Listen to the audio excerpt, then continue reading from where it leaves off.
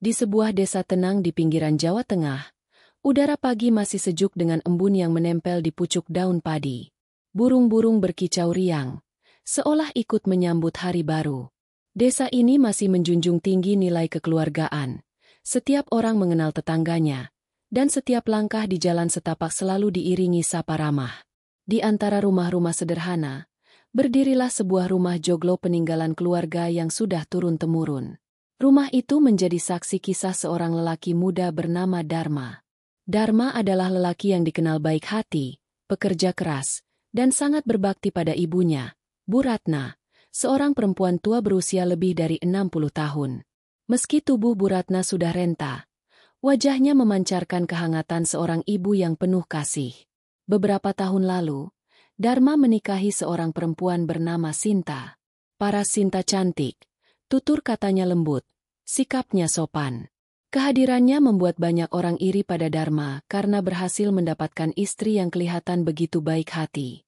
Di awal pernikahan, semua orang percaya bahwa Sinta adalah menantu idaman. Ia selalu terlihat mendampingi Bu Ratna, menyiapkan makanan bersama, bahkan sering membantu menyapu halaman. "Alhamdulillah, Bu," ucap tetangga ketika melihat mereka. "Bu Ratna sekarang punya menantu yang rajin sekali." Bu Ratna hanya tersenyum, menahan haru di matanya. Baginya, kebahagiaan anaknya sudah cukup menjadi alasan untuk tetap kuat. Hari-hari mereka dipenuhi kehangatan sederhana. Dharma bekerja di ladang dan terkadang ikut proyek bangunan di kota kecil dekat desa. Sinta menunggu di rumah, mengurus rumah tangga bersama ibu mertuanya. Malam hari, mereka bertiga duduk di ruang tengah, makan malam bersama dengan lauk sederhana, sayur asem, ikan asin, dan sambal. Namun, tawa yang mengiringi hidangan sederhana itu membuat semuanya terasa mewah. "Sin, tolong jagakan ibu ya kalau aku sedang kerja di luar," pesan Dharma suatu malam sambil melirik istrinya penuh kasih. Sinta tersenyum lembut. "Tentu, Mas. Ibu sudah seperti ibu saya sendiri. Saya akan selalu jaga beliau." Bu Ratna menatap menantunya dengan penuh rasa syukur. Dalam hati ia berkata, "Ya Allah, terima kasih Engkau beri menantu sebaik ini untuk mendampingi anakku." Hari-hari berlalu. Sinta selalu tampak patuh dan manis. Ia tidak pernah membantah, selalu menuruti saran ibu mertua, bahkan sering memanggil dengan sebutan penuh hormat, "Bu." Ia seolah menjadi anak kandung kedua bagi Bu Ratna. Sampai pada suatu sore, setelah Dharma pulang kerja, ia duduk di beranda rumah bersama ibunya. Sinta menyiapkan teh hangat dan pisang goreng. Pemandangan itu membuat beberapa tetangga yang lewat menoleh dan berbisik, "Harmonis sekali keluarga itu." Dharma pun merasa hidupnya sempurna. Ia sering berkata kepada temannya, "Aku bersyukur, Sin tidak hanya jadi istriku, tapi juga jadi penopang untuk ibuku. Rasanya ringan sekali beban hidup kalau istri bisa mengerti." Malam itu, sebelum tidur, Dharma berbicara pada istrinya dengan nada serius. "Sinta, kalau suatu saat aku kenapa-kenapa, aku ingin kau selalu jaga ibu. Jangan pernah biarkan beliau sendirian." Sinta menatap mata suaminya, lalu menggenggam tangannya erat. "Mas, jangan bicara begitu. Tapi tenanglah, aku janji akan selalu jaga ibu. Beliau sudah seperti ibu kandungku sendiri." Dharma tersenyum, merasa tenang. Ia percaya penuh pada janji itu. Di kamarnya yang sederhana, Bu Ratna berdoa panjang di atas sajadah. Ia berbisik, "Ya Allah, peliharalah rumah tangga anakku. Jangan biarkan mereka terpisah. Lindungi mereka dari orang-orang yang berniat jahat." Hari-hari berikutnya berjalan tanpa tanda-tanda buruk. Semua terlihat begitu sempurna. Dharma bekerja, Sinta mendampingi, Bu Ratna bahagia dikelilingi dua orang yang ia cintai.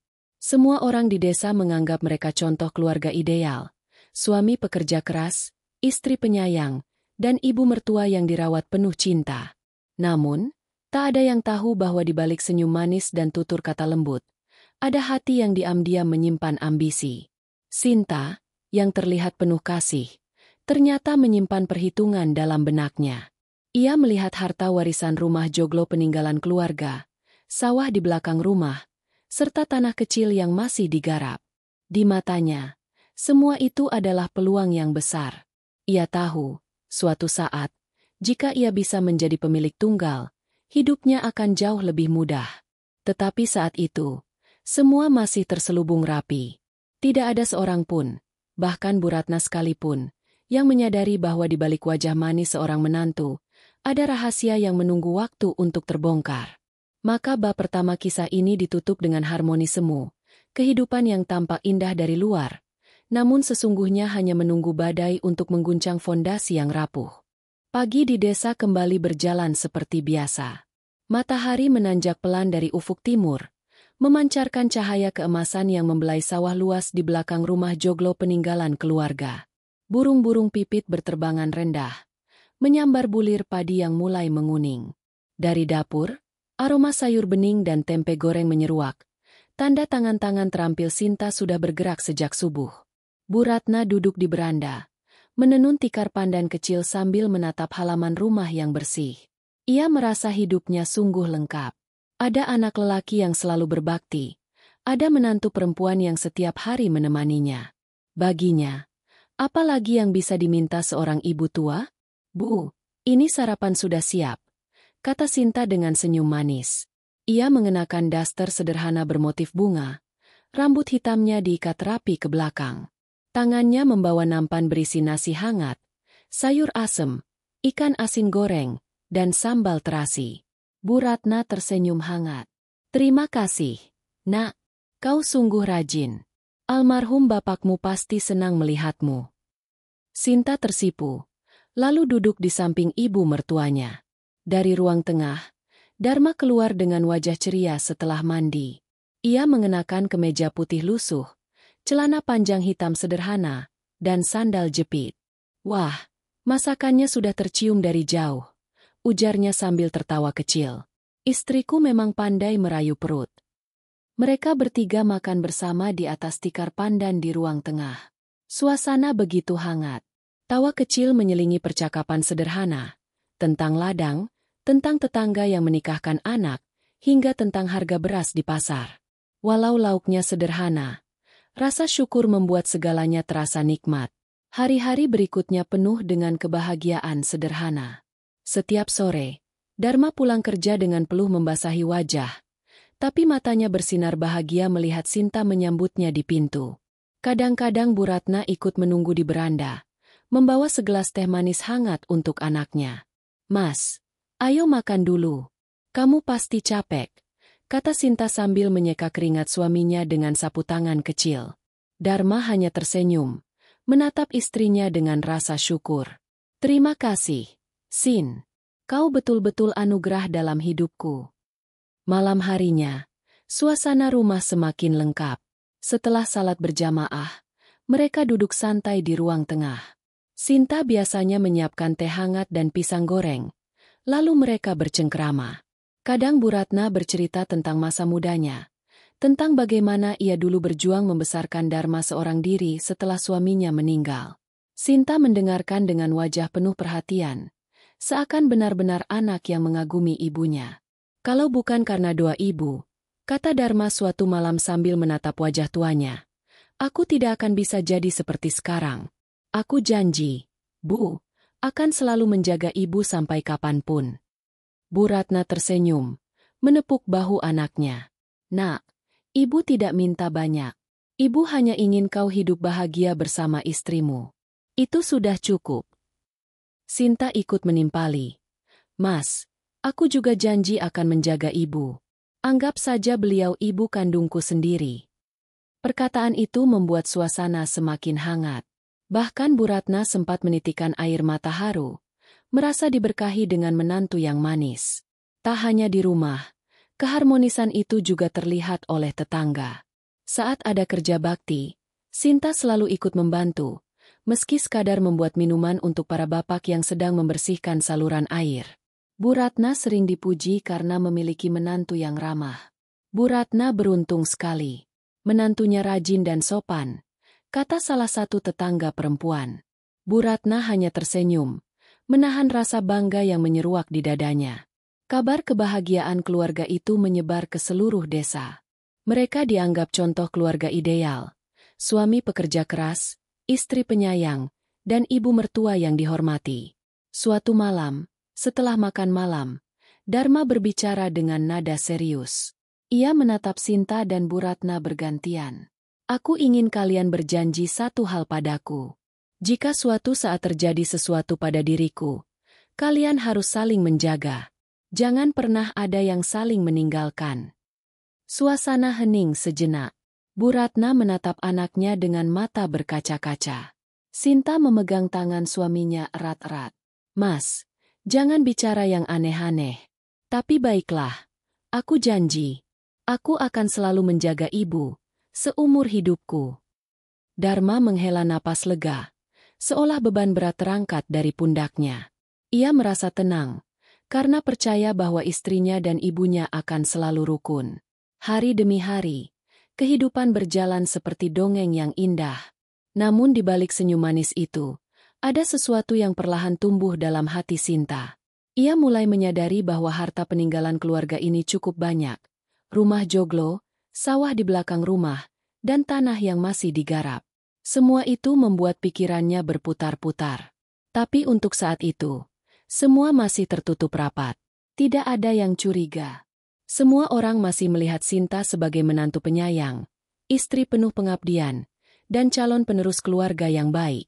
Kebahagiaan singkat itu bagaikan sinar mentari pagi yang hangat, namun pada akhirnya akan digantikan oleh mendung kelabu.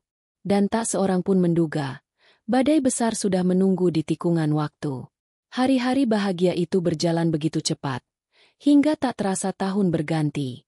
Sawah di belakang rumah sudah beberapa kali panen, suara anak-anak desa masih riuh bermain di jalan setapak, dan aroma tanah basah setelah hujan masih akrab di hidung setiap penghuni rumah joglo itu.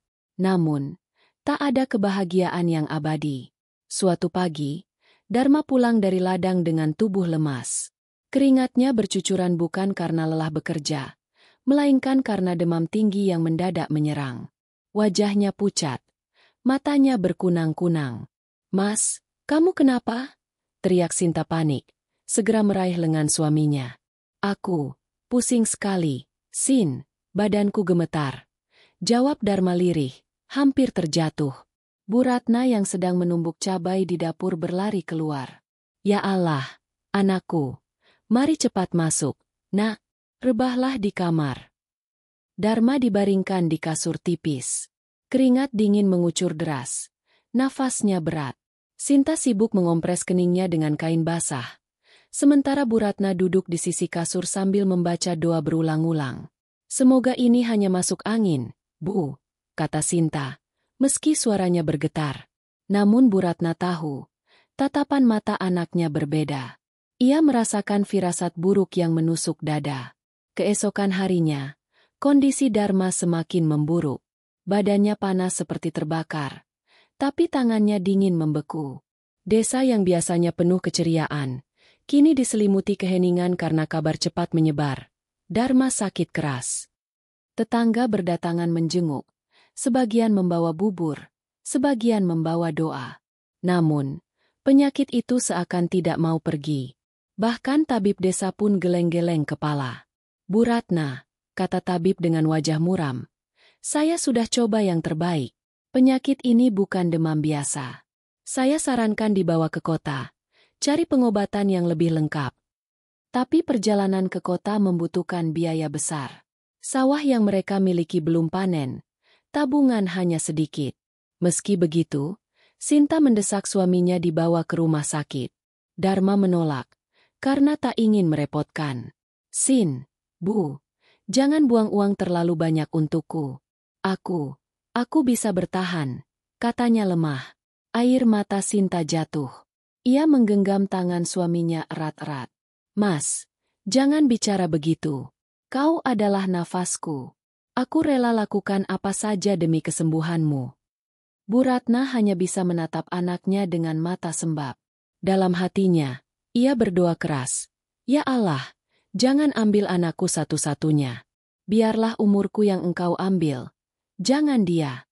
Malam itu, kondisi Dharma semakin kritis. Nafasnya tersengal.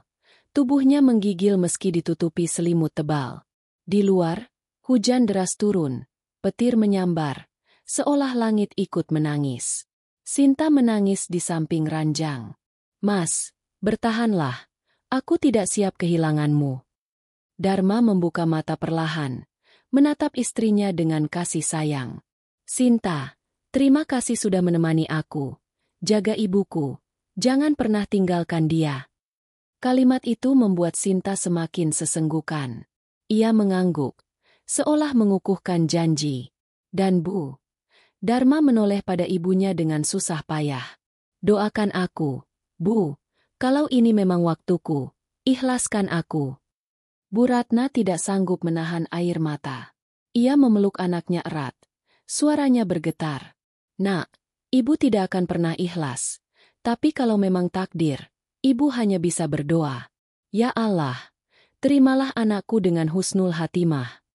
Beberapa saat kemudian, Dharma menarik nafas panjang, lalu terpejam untuk selamanya.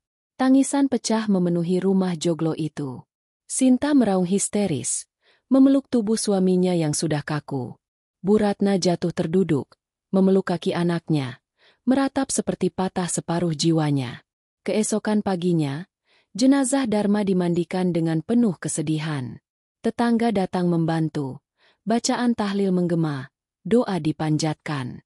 Jenazahnya dibawa ke pemakaman desa, diiringi hujan gerimis yang membuat tanah liat lengket di kaki para pelayat. "Dia anak yang baik, berbakti pada ibu, setia pada istri," bisik seorang tetangga. "Benar, jarang ada pemuda seperti Dharma. Semoga Allah menempatkannya di tempat terbaik." Bu Ratna berjalan tertatih di belakang keranda. Wajahnya basah oleh air mata bercampur hujan. Sinta menggandeng lengannya, pura-pura kuat meski hatinya juga berantakan. Di pemakaman, tanah merah menutupi tubuh Dharma perlahan. Suara takbir mengiringi. Saat gundukan tanah terakhir ditepuk-tepuk, Bu Ratna jatuh pingsan. Warga segera menolong, sementara Sinta terlihat menangis kencang, meski ada sedikit sorot mata lain di balik tangisnya. Sorot mata yang menyimpan sesuatu. Setelah pemakaman, rumah joglo itu terasa hampa. Tidak ada lagi suara langkah kaki Dharma. Tidak ada lagi tawa riangnya saat pulang kerja. Tinggal dua perempuan dengan hubungan yang awalnya terlihat manis, Bu Ratna dan Sinta. Namun, tanpa disadari siapapun, inilah titik balik segalanya. Janji yang pernah diucapkan Sinta di depan suaminya sebentar lagi akan diuji. Dan jawaban yang ia tunjukkan bukanlah pengabdian, melainkan sisi kelam dari hati manusia yang haus harta. Hari itu, kebahagiaan runtuh bersama kepergian Dharma. Yang tersisa hanyalah luka, air mata, dan bayangan gelap yang mulai tumbuh di balik dinding rumah tua itu.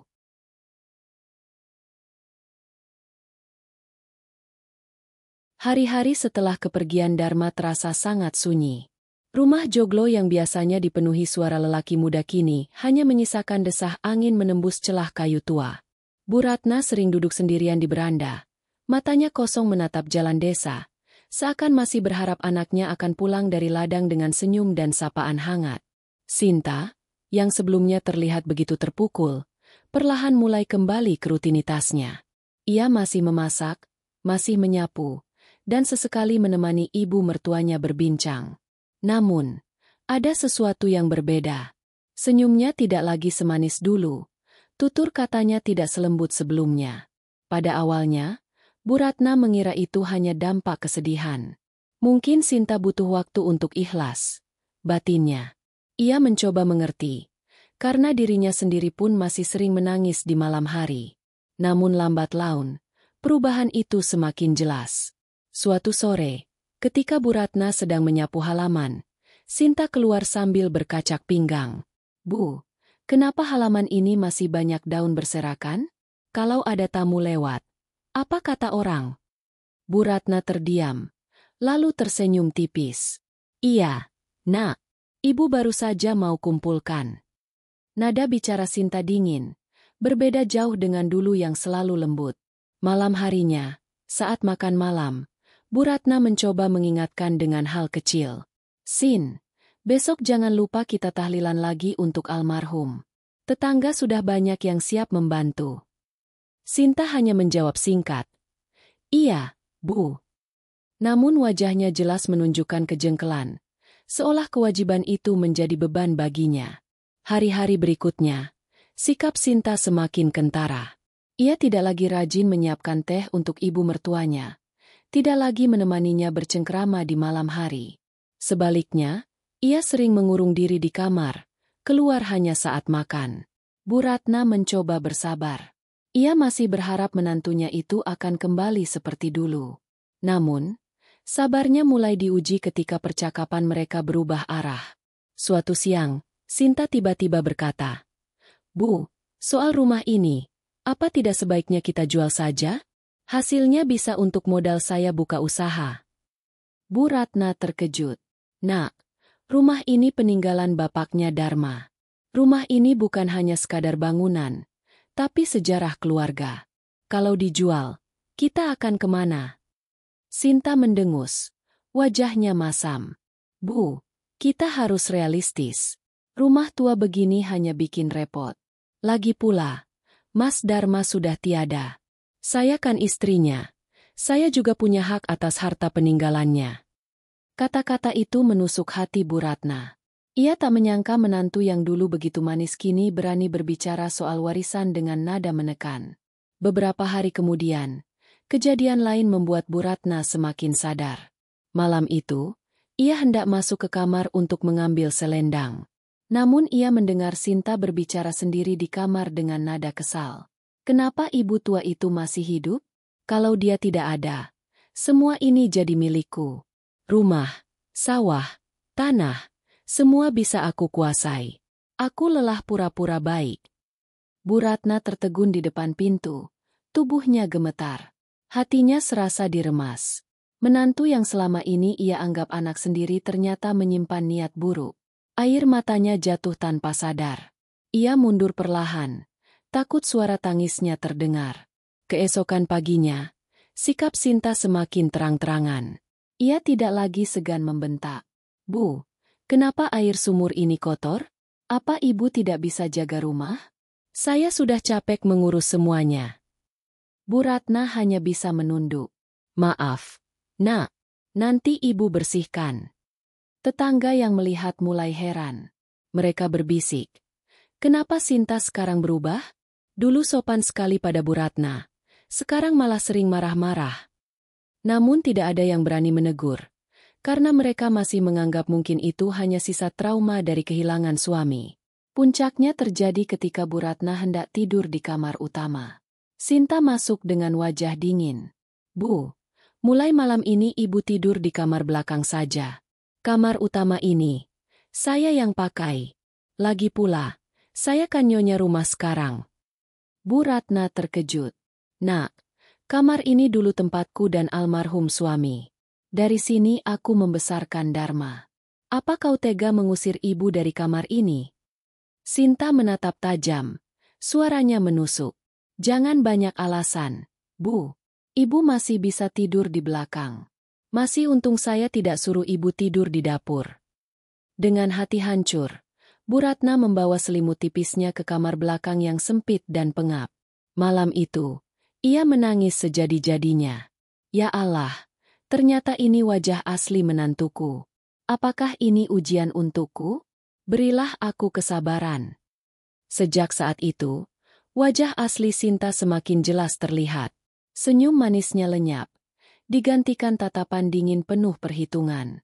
Kata-katanya tidak lagi lembut, melainkan kasar dan menusuk.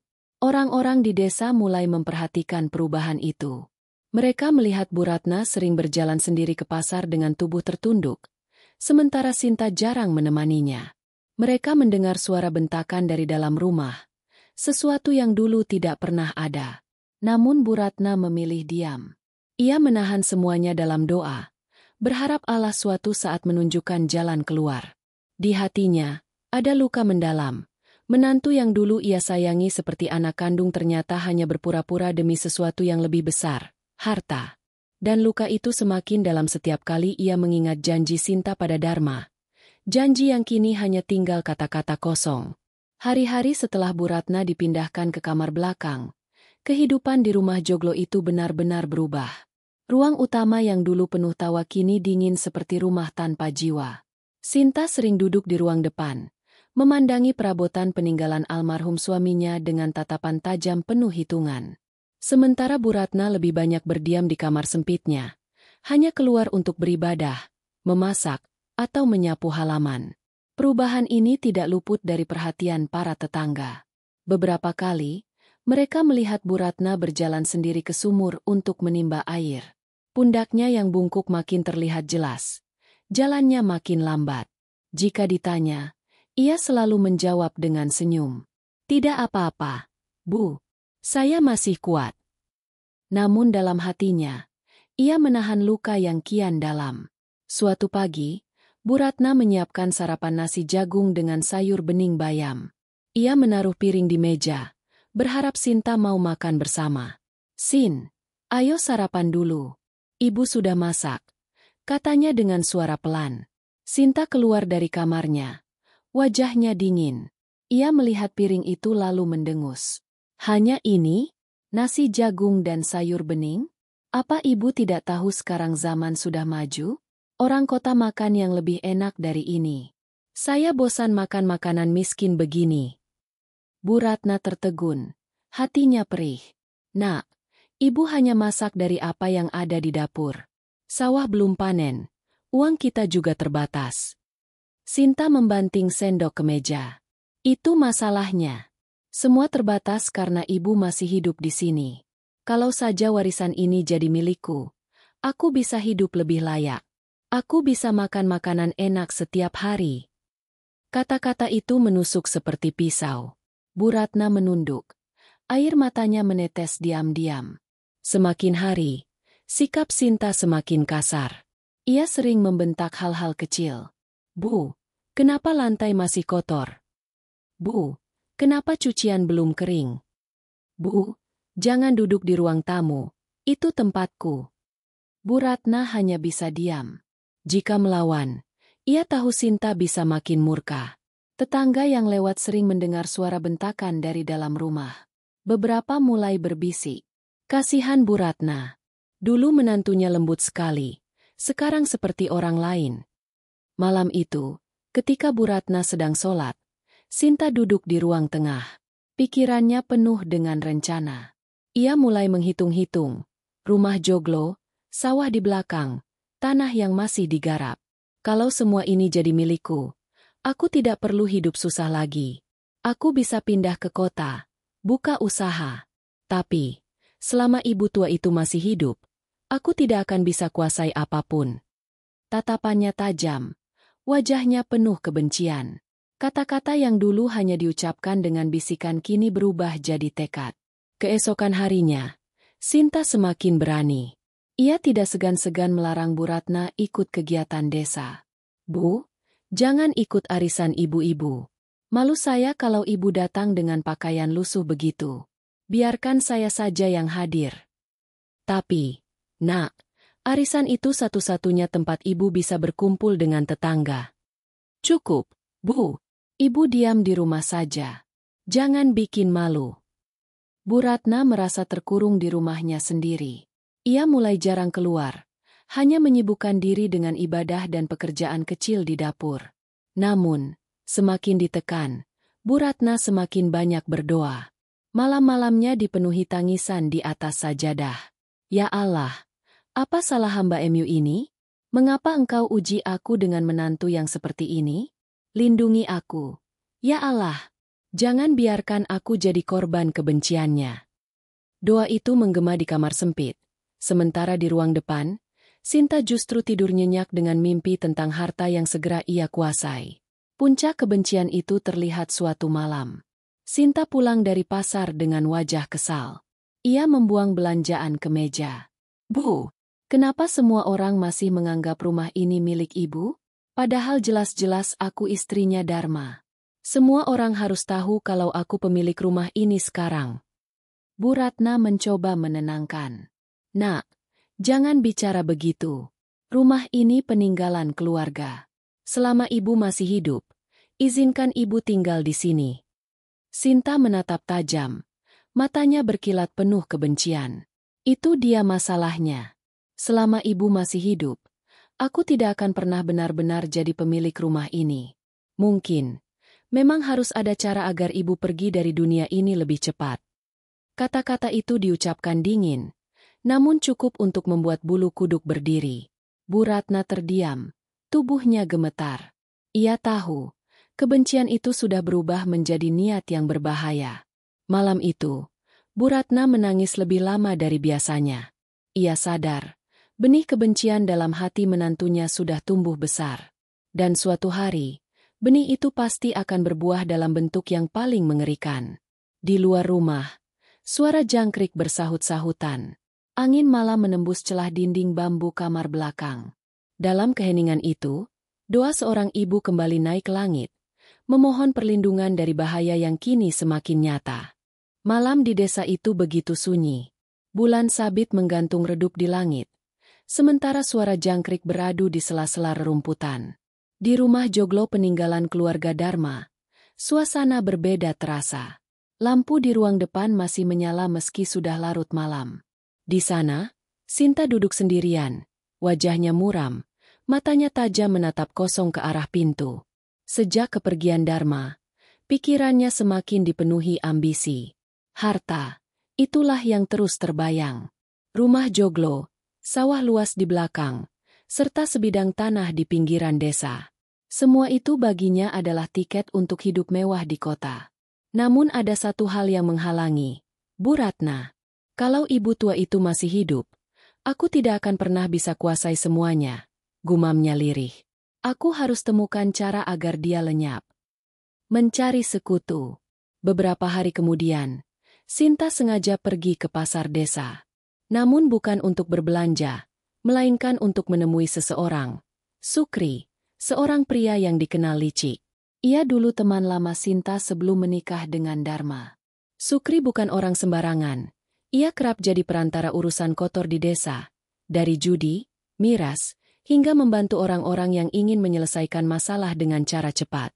Sinta menemuinya di warung kopi pinggir pasar. "Sukri, aku butuh bantuanmu," katanya dengan suara berbisik. Sukri mengangkat alis, menatap dengan senyum sinis. "Bantuan apa? Kalau soal uang arisan, aku tidak bisa. Tapi kalau soal lain, kau tahu aku bisa diandalkan." Sinta menarik napas dalam-dalam. "Aku ingin menyingkirkan seseorang. Ibu mertuaku." Sukri terdiam sejenak, lalu tertawa kecil. "Astagfirullah. Sin, kau serius? Itu mertua sendiri. Loh." Wajah Sinta dingin. Tak ada keraguan. "Aku serius. Selama dia ada, aku tidak bisa hidup bebas. Semua harta ini seolah masih miliknya. Aku ingin itu semua jadi milikku, seutuhnya." Sukri bersandar, menatap Sinta dengan tatapan penuh perhitungan. "Kalau begitu, ada dua cara. Cara halus atau cara kasar?" Sinta mendengus. "Jelaskan." "Cara halus. Racun. Kau tinggal campur di makanan atau minuman, dan selesai. Cara kasar. Ya, kecelakaan. Dorong dia dari tangga, atau buat dia jatuh ke sumur." Kata-kata itu membuat jantung Sinta berdegup cepat. Bukan karena takut, tapi karena akhirnya ia merasa melihat jalan keluar. "Berapa bayaranmu?" tanya Sinta tegas. Sukri menyeringai. "Tidak mahal, Sin. Asal kau bagi aku sedikit tanah, aku bisa bantu sediakan racun. Sisanya kau lakukan sendiri." Sinta berpikir sejenak, lalu mengangguk. "Baik, kau siapkan racunnya. Aku yang urus sisanya."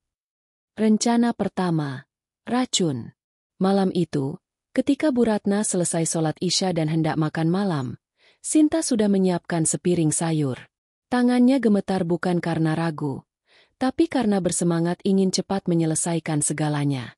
Ia meneteskan racun yang didapat dari Sukri ke dalam mangkuk sayur bening. "Bu, ayo makan. Ibu pasti lapar," ucapnya dengan senyum dipaksakan. Bu Ratna duduk di meja, wajahnya lelah.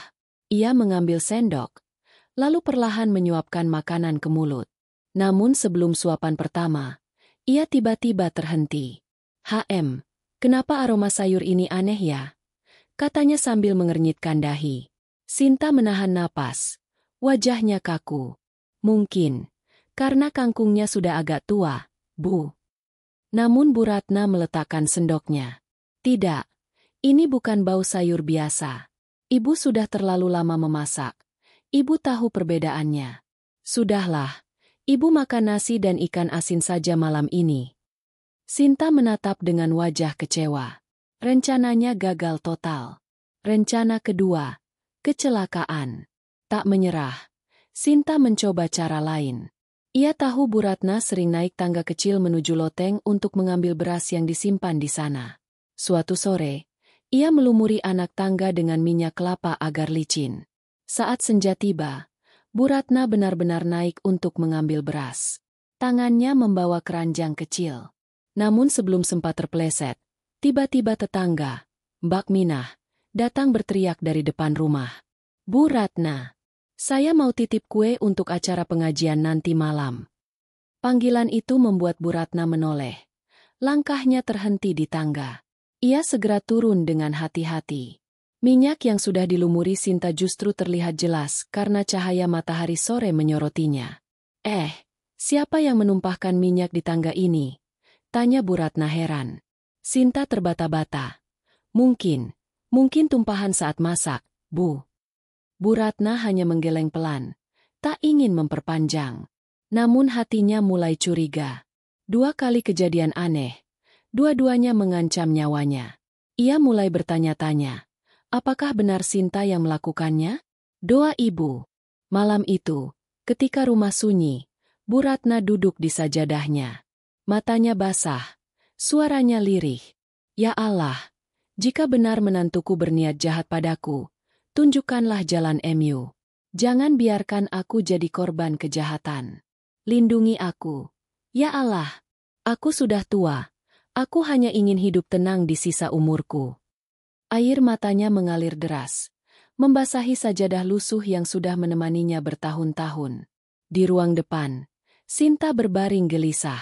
Ia merasa frustrasi karena rencananya gagal 2 kali. Namun bukannya berhenti, kebenciannya justru semakin besar. Kalau cara halus tidak berhasil, aku harus lakukan sesuatu yang lebih nekat. Ibu tua itu tidak boleh bertahan hidup lebih lama, bisiknya pada dirinya sendiri. Hari-hari berikutnya dipenuhi ketegangan yang kian terasa. Rumah joglo peninggalan keluarga Dharma tidak lagi seperti rumah penuh kehangatan. Di dalamnya, 2 perempuan hidup dalam dunia berbeda. Seorang ibu yang penuh doa dan kesabaran, serta seorang menantu yang hatinya diracuni ambisi. Sinta sudah gagal 2 kali, racun dan jebakan tangga. Namun, bukannya berhenti, kegagalannya justru menyalakan api dendam lebih besar. Ia merasa Bu Ratna semakin sulit disingkirkan, dan itu membuatnya gelap mata. Rencana baru. Suatu malam, Sinta kembali menemui Sukri di warung kopi pasar. Wajahnya tegang, suaranya penuh amarah. Sukri, cara halus tidak berhasil. Aku ingin sesuatu yang lebih cepat. Aku ingin ibu tua itu mati secepatnya. Sukri menatapnya dengan alis terangkat. Kau benar-benar berani, Sin? Kalau sampai gagal lagi, semua orang bisa curiga. Kau bisa celaka sendiri. Sinta menepuk meja keras. Aku tidak peduli. Aku ingin semua ini jadi milikku. Aku sudah lelah hidup bersama ibu tua itu. Bantu aku sekali lagi. Sukri menghela napas, lalu mendekat. Baik, aku bisa atur orang untuk mengurusnya. Tapi risikonya besar. Jika ada yang tahu, aku tidak akan ikut bertanggung jawab. Lakukan, jawab Sinta cepat. Matanya berkilat penuh ambisi. Upaya pertama, racun ulang. Beberapa hari kemudian, Sinta kembali mencoba meracuni makanan Bu Ratna. Kali ini lebih hati-hati. Ia mencampur bubuk putih pemberian Sukri ke dalam wedang jahe yang disajikan di malam dingin. Bu, minum ini. Biar badan ibu hangat. Katanya dengan senyum tipis. Bu Ratna menatap wajah menantunya sejenak. Ada sesuatu yang membuatnya tidak nyaman. Tapi ia tidak ingin menolak. Ia mengangkat gelas itu, mendekatkan ke bibir. Namun, Saat itu seekor kucing desa tiba-tiba melompat ke meja dan menjilat sisa wedang yang tumpah sedikit. Sekejap kemudian, kucing itu menggeliat kejang-kejang dan mati di lantai. Bu Ratna menjerit kaget. Astagfirullah. Sinta, apa ini? Wajah Sinta pucat pasi. Ia terbata-bata. Mungkin kucing itu sakit, Bu. Namun mata Bu Ratna menatapnya tajam. Ia mulai yakin. Memang benar menantunya yang mencoba meracuninya. Upaya kedua, menjebak di sumur. Tak menyerah, Sinta menyusun rencana lain. Ia tahu Bu Ratna sering menimba air dari sumur belakang setiap pagi. Ia pun sengaja melumuri bibir sumur dengan minyak, berharap ibu tua itu terpeleset dan jatuh ke dalam. Pagi itu, Bu Ratna keluar dengan timba bambu. Sinta mengintip dari balik jendela, senyum tipis di bibirnya. Sekali ini berhasil, gumamnya. Namun ketika Bu Ratna hendak menimba, Pak RT tiba-tiba datang memanggil dari depan rumah. Bu Ratna, mari ikut ke balai desa sebentar. Ada rapat penting. Bu Ratna menoleh, meletakkan timba, lalu berjalan ke depan. Upaya Sinta kembali gagal. Ia menghantam meja dengan kesal. Kenapa selalu ada yang menggagalkan? Upaya ketiga. Dorongan nekat. Sinta semakin tak sabar. Malam itu, ketika Bu Ratna sedang menyalakan lampu minyak di ruang tengah, Sinta mendekat dengan wajah tegang. Tangannya menggenggam kuat gagang kayu panjang yang biasa dipakai untuk menutup jendela. Ia berdiri di belakang Bu Ratna. Napasnya memburu. Sekarang atau tidak sama sekali, bisiknya dalam hati. Namun ketika ia hendak mengayunkan kayu itu, Bu Ratna tiba-tiba berbalik. Tatapan matanya menembus hati. Sinta, ada apa denganmu, nak? Mengapa akhir-akhir ini kau selalu memandang ibu dengan cara yang berbeda? Sinta tercekat. Tangannya gemetar. Kayu itu hampir jatuh dari genggamannya. Sejenak, wajahnya penuh kebingungan. Namun cepat-cepat ia menutupi. Bu, saya hanya ingin membantu menyalakan lampu. Bu Ratna menatapnya lama. Lalu menghela napas berat. Dalam hati ia berbisik, "Ya Allah, lindungi aku dari niat buruk menantuku ini." Tanda-tanda mulai terlihat. Kegagalan demi kegagalan membuat Sinta semakin kehilangan akal. Namun, tanpa ia sadari, gelagatnya mulai dilihat oleh tetangga. Beberapa kali, tetangga mendengar suara keras dari rumah joglo. Ada juga yang melihat Sinta membeli bahan aneh dari pasar dan berbicara diam-diam dengan Sukri. Kabar pun mulai menyebar pelan. Sepertinya Sinta punya niat buruk pada ibu mertuanya. Mbak Minah, tetangga dekat yang sering menolong Bu Ratna, semakin curiga. Ia beberapa kali sengaja datang untuk memastikan keadaan. Bu Ratna, kalau ada apa-apa, jangan sungkan panggil saya, ya, ucapnya suatu sore. Bu Ratna hanya tersenyum lemah. Ia tidak ingin mempermalukan menantunya di depan orang lain, meski hatinya sudah penuh luka. Tekad gelap. Di kamar pada malam sunyi, Sinta duduk termenung. Matanya merah, wajahnya kusut. Semua rencana yang ia buat selalu gagal. Namun bukannya kapok, ia justru semakin yakin bahwa ia harus menghabisi ibu mertuanya dengan cara lebih kejam. Aku tidak bisa lagi menunggu. Besok aku akan lakukan dengan tanganku sendiri. Tidak ada lagi yang bisa menghentikanku, katanya lirih, seolah berjanji pada dirinya sendiri. Di kamar belakang, Bu Ratna yang sedang sholat tahajud merasakan dada bergetar. Firasatnya kuat bahwa bahaya semakin dekat. Ia sujud lebih lama, menangis dalam doa. Ya Allah, Engkau yang maha mengetahui isi hati manusia. Jika menantuku benar berniat jahat padaku, tunjukkanlah kuasa MU. Jangan biarkan aku binasa tanpa perlindungan MU. Malam itu, dua hati berdoa berbeda arah. Satu penuh ambisi jahat, satu penuh permohonan agar dilindungi. Dan langit tentu saja tidak pernah buta. Pagi itu langit tampak mendung. Angin berembus kencang, membuat daun-daun pisang di belakang rumah joglo berderak-derak. Bu Ratna baru saja selesai menimba air dari sumur. Tubuhnya lelah, tapi wajahnya tetap teduh.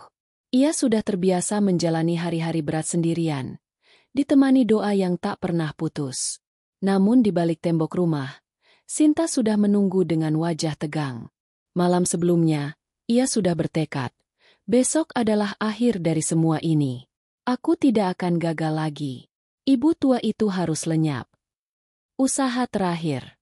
Ketika Bu Ratna masuk ke dapur untuk menyalakan api, Sinta diam-diam mengambil sebilah pisau dapur. Tangannya bergetar, bukan karena takut, tapi karena ambisi yang sudah membutakan hatinya. Ibu, biarkan saya bantu, ucap Sinta dengan senyum yang dipaksakan.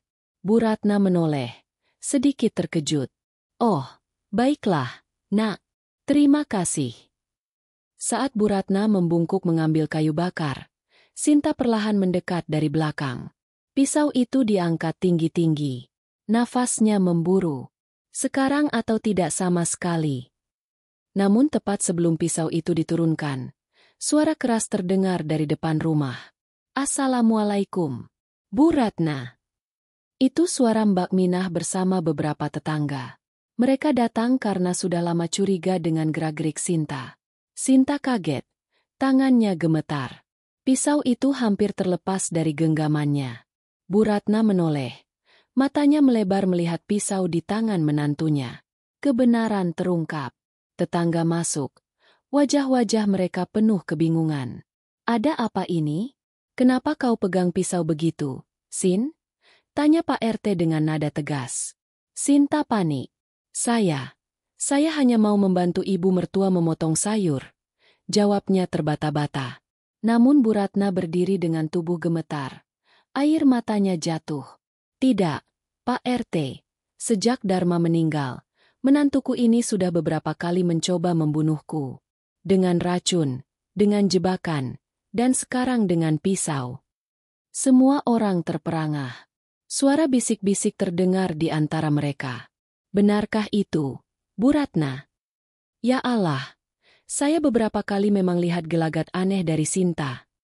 Aku pun pernah lihat dia bicara diam-diam dengan Sukri di pasar. Sinta semakin terpojok. Ia berusaha membela diri. Jangan percaya. Itu fitnah. Ibu mertua sengaja ingin membuatku buruk di mata kalian. Namun salah seorang tetangga maju, membawa kabar yang tak terbantahkan. Saya lihat sendiri. Sin, kucing mati setelah menjilat minuman yang kau sajikan. Jangan berpura-pura lagi. Semua orang di desa sudah mencurigaimu. Hukuman sosial. Pak RT mendekat. Suaranya tegas. Cukup, Sinta. Kau sudah mempermalukan dirimu sendiri. Kami semua sudah cukup bukti. Kau bukan menantu yang baik. Kau serigala berbulu domba. Kau tega pada ibu mertua yang sudah tua renta. Sinta terduduk. Wajahnya pucat.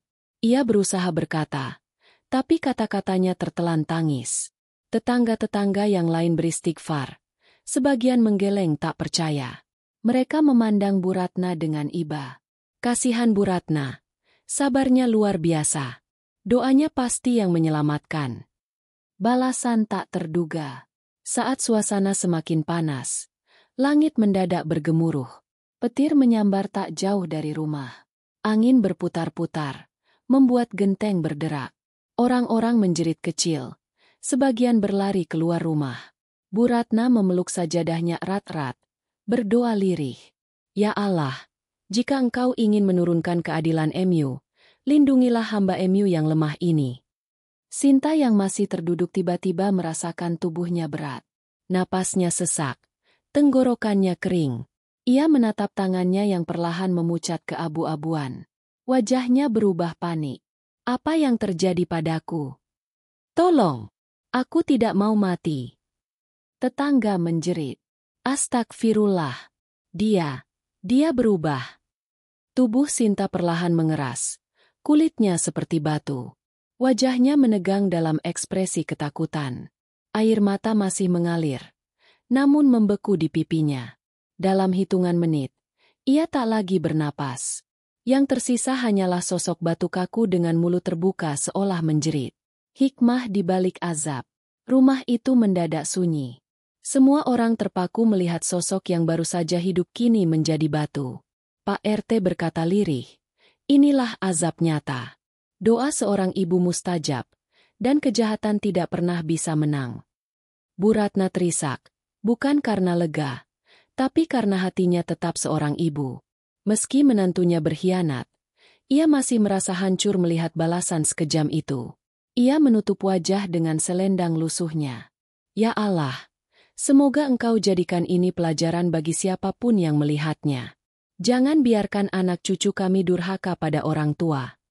Tetangga yang lain mengangguk. Mereka pulang dengan hati bergetar, membawa cerita yang segera menyebar ke seluruh desa.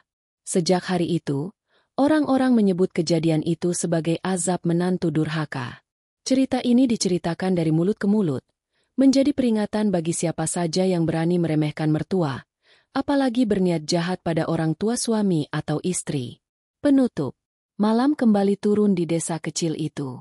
Bu Ratna duduk di beranda, ditemani lampu minyak kecil. Meski hatinya remuk, ia tetap bersyukur karena Allah menyelamatkannya. Ia berbisik, "Aku kehilangan anakku, kehilangan menantuku, tapi aku tidak kehilangan kasih sayang Allah." Semoga cerita ini menjadi pelajaran abadi. Angin malam berhembus lembut, membawa suara jangkrik, menyelimuti rumah joglo yang kini menyimpan legenda baru. Kisah seorang menantu yang berubah dari manis menjadi kejam, lalu menerima balasan yang menggetarkan hati siapapun yang mendengarnya.